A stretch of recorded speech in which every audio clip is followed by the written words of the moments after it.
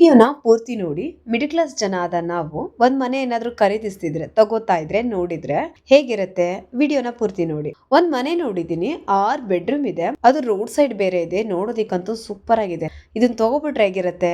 ಕೈಯಲ್ಲಿ ಹಣೆ ಇದೆಯಾ? ಹಾಗಿದ್ರೆ ಸ್ವಲ್ಪ ಇದೆ, ಬಾಕಿದು ಲೋನ್ ಹಾಕ್ಸ್ಕೊಂಡ್ರೆ ಆಯ್ತು. ಹಾಗಿದ್ರೆ ಮನೆ ರೇಟ್ ಎಷ್ಟು?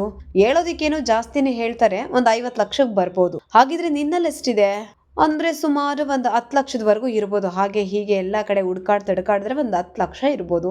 ಇನ್ ಮಿಕ್ಕಿದ್ 40 ಲಕ್ಷ ಲೋನ್ ಅಂತೂ ಸಿಗ್ಬೋದು. ಮನೆ ರೆಕಾರ್ಡ್ ಎಲ್ಲ ಕೊಟ್ರೆ ಬ್ಯಾಂಕ್ ಅವರು ಅದು ಮನೆ ಮೇಲೆ 80% ಅಂತೂ ಲೋನ್ ಕೊಡ್ತಾರೆ. ಟೆನ್ಷನ್ ಇಲ್ಲ. 15 ವರ್ಷ ಕಟ್ ಮುಗಿಸಿದ್ರೆ ಮುಗೀತು. ಹಾಗಿದ್ರೆ ಬಡ್ಡಿ ಎಷ್ಟು? ವರ್ಷಕ್ಕೆ 8.5% ಬಡ್ಡಿ ಆಗುತ್ತೆ. ಅಂದ್ರೆ 8.5% ಬಡ್ಡಿ ಮಾತ್ರ. 40 ಲಕ್ಷಕ್ಕೆ 8.5% ಆದ್ರೆ ಇವತ್ತಿನ ಶತಮಾನದ ಬಡ್ಡಿ ಪ್ರಕಾರ ಲೆಕ್ಕ ಹಾಕೋದಾದ್ರೆ ಒಂದ್ ವರ್ಷಕ್ಕೆ 3 ಇಂದ 4 ಲಕ್ಷ ರೂಪಾಯಿ ಬಡ್ಡಿನೇ ಆಗತ್ತೆ. ಹಾಗಿದ್ರೆ 15 ವರ್ಷಕ್ಕೆ ಎಷ್ಟಾಗತ್ತೆ? ಹತ್ತತ್ರ ಒಂದ್ 51 ಲಕ್ಷ ರೂಪಾಯಿ ಆಗತ್ತೆ ಬಡ್ಡಿ. ಏನು ಅಷ್ಟಾಗತ್ತಾ? ಹೌದು. 50 ಲಕ್ಷ ರೂಪಾಯಿ ಮನೆ ಆದ್ರೆ 40 ಲಕ್ಷ ಲೋನು, 15 ವರ್ಷಕ್ಕೆ 51 ಲಕ್ಷ ಬಡ್ಡಿ ಆಗಿರುತ್ತೆ. ಒಟ್ಟು 15 ವರ್ಷದಲ್ಲಿ ನಾವ್ ಎಷ್ಟು ಕಟ್ಬೇಕಾಗತ್ತೆ ಗೊತ್ತಾ? ಲೆಕ್ಕಾಚಾರ ಮಾಡಿ ನೋಡೋದಾದ್ರೆ 91 ಲಕ್ಷ ಕಟ್ಬೇಕಾಗತ್ತೆ. ಅಷ್ಟೊಂದು ಕಟ್ಬೇಕಾ? ಹೌದು.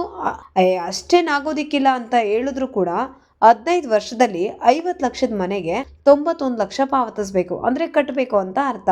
ಕೈಯಿಂದ 10 ಲಕ್ಷ, ಒಟ್ಟು ಹತ್ತತ್ರ 1 ಕೋಟಿವರೆಗೂ ಆಗ್ಬಿಡತ್ತೆ. ಅದೇ ಬಾಡಿಗೆ ಏನಾದ್ರೂ ಸಿಕ್ಕಿದ್ರೆ, ನಾವು ತಗೊಂಡಿರೋ ಮನೆಯಲ್ಲಿ ಬಾಡಿಗೆ ಸಿಕ್ಕಿದ್ರೆ 10 ರಿಂದ 15 ಸಾವಿರ ರೂಪಾಯಿ ಸಿಗ್ಬೋದು ತಿಂಗಳಿಗೆ. ಅದೇ ಈ ಮನೆ ಖರೀದಿಸಿದ್ರೆ ಅಂದ್ರೆ ತಗೊಂಡ್ರೆ 50,000 ರೂಪಾಯಿ ತಿಂಗಳಿಗೆ ಕಟ್ಬೇಕಾಗತ್ತೆ. ಕಂತೆ 50,000 ರೂಪಾಯಿ ಕಟ್ಬೇಕಾಗತ್ತೆ.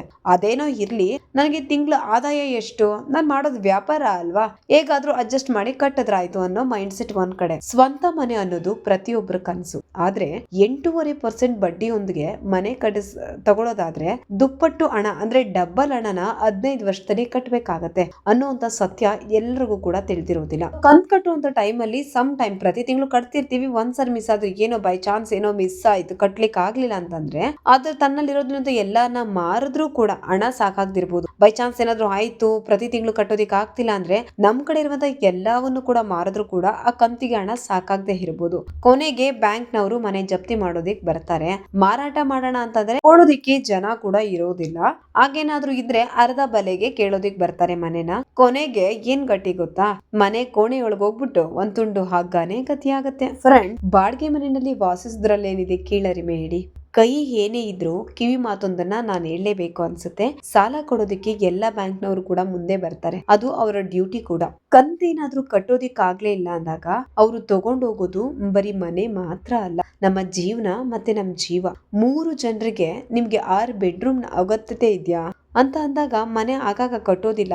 ನಮ್ಮ ಜೀವನದಲ್ಲಿ, ನಮ್ಮ ಆಯುಷ್ಯದಲ್ಲಿ ಒಂದೇ ಸರಿ ಮನೆ ಕಟ್ಟೋದು. ಸ್ವಲ್ಪ ದೊಡ್ಡದೇ ಇರ್ಲಿ ಬಿಡಿ ಅನ್ನೋಂತ ಉತ್ತರ ನಮ್ಗೆ ಹೇಳೋದಿಕ್ ಬಂದೇ ಬರುತ್ತೆ. ಏನಾದ್ರೂ ಮನೆ ಕಟ್ಟೋ ಪ್ಲಾನ್ ಅಲ್ಲಿ ಇದ್ದೀರಾ, ಅಥವಾ ಕಟ್ಟಿರುವಂತಹ ಮನೆಯನ್ನ ಪರ್ಚೇಸ್ ಮಾಡೋ ಪ್ಲಾನ್ ಅಲ್ಲಿ ಇದ್ದೀರಾ, ಅಥವಾ ಒಂದ್ ಒಳ್ಳೆ ಸೈಟ್ ಮೇಲೆ ಇನ್ವೆಸ್ಟ್ ಮಾಡ್ಬೇಕು ಅಂತ ಅನ್ಕೊಂಡಿದೀರಾ ಅಂತವ್ರಿಗೆ ಒಂದು ಮಾತು, ನಂದೊಂದು ಸಣ್ಣ ಕಿವಿ ಮಾತು ಅಂತಾನೆ ಹೇಳ್ಬೋದು. 10 ಲಕ್ಷ ಕೈಯಲ್ಲಿದ್ರೆ 8 ಲಕ್ಷದ ಬಜೆಟ್ ಹಾಕೊಳ್ರಿ. 7 ಲಕ್ಷದಲ್ಲಿ ಮುಗಿಸ್ರಿ. ಒಂದು ಕೆಲಸವನ್ನ 7 ಲಕ್ಷದಲ್ಲಿ ಮುಗಿಸ್ಕೊಳ್ಳಿ. ಅದು ನಿಮ್ಮ ಸಾಮರ್ಥ್ಯ. ಒಟ್ನಲ್ಲಿ ಜೀವನ ನಡೆಸೋದಿಕ್ಕೆ ಕಷ್ಟ ಇಲ್ಲ, ಆದ್ರೆ ಇನ್ನೊಬ್ಬರಂತೆ ಜೀವನ ನಡೆಸೋದಿಕ್ಕೆ ಪ್ರಯತ್ನ ಪಡೋದಿದೆಯಲ್ಲ, ಅದು ಸಿಕ್ಕಾಪಟ್ಟೆ ಕಷ್ಟ.